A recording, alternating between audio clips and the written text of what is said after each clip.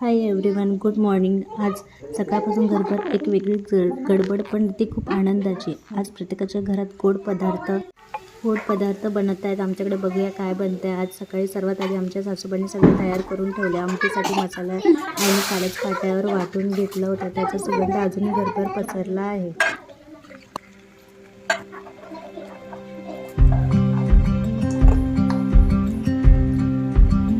एका बाजूला डाळ शिजत ठेवली आहे पुरणासाठी. आज मी ठरवले की जुनी परंपरा पाळून पाट्यावर पुरण वाटायचं.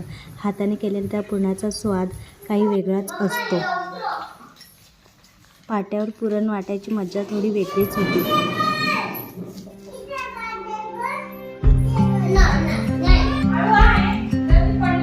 पुरण झाल्यावरती आम्ही रांगोळी काढायला बसलो होतो. आईने अंगण छान असं सारवलं होतं शेणाने.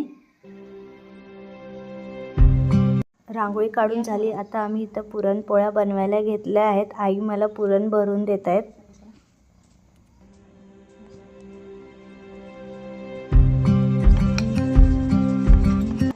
फटाक्याच्या चक्रीसारखी माझी पोळी पण गरगर फिरते. बघा तुम्ही पण.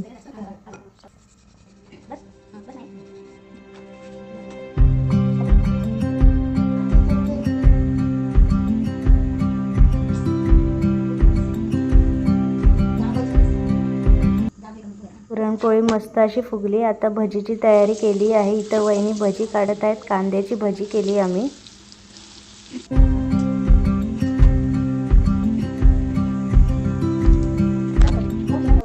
पुरणपोळी बघा कशी मस्त अशी फुगली आहे. एकदम छान अशी.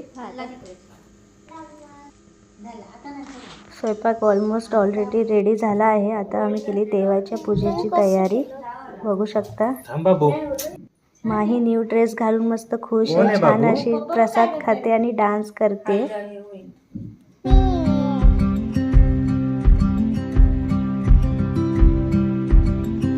आता आम्ही सगळे रेडी होतोय लक्ष्मीपूजन करण्यासाठी. नवीन कपडे, हसरे चेहरे आणि घरभर दिव्याची लखलख.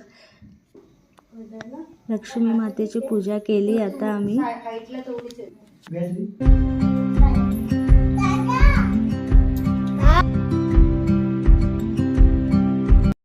घराला माझ्या दिराने आणि माझ्या नवऱ्याने मिळून कंदील आणि लाइटिंग लावली. खरंच त्या प्रकाशात सगळं घर उजळून निघालं. आणि माहीचा दादा आयन यांचे छान असे फोटोज. लक्ष्मी मातेची पूजा मीच गाईची पूजा केली आम्ही इथे. गाडीची पूजा सुद्धा करून घेतली आणि मग या सगळ्यांनी मिळून फटाके फोडायला रेडी झालो. हॅपी दिवाळी. आवाज, प्रकाश आणि हसरे चेहरे.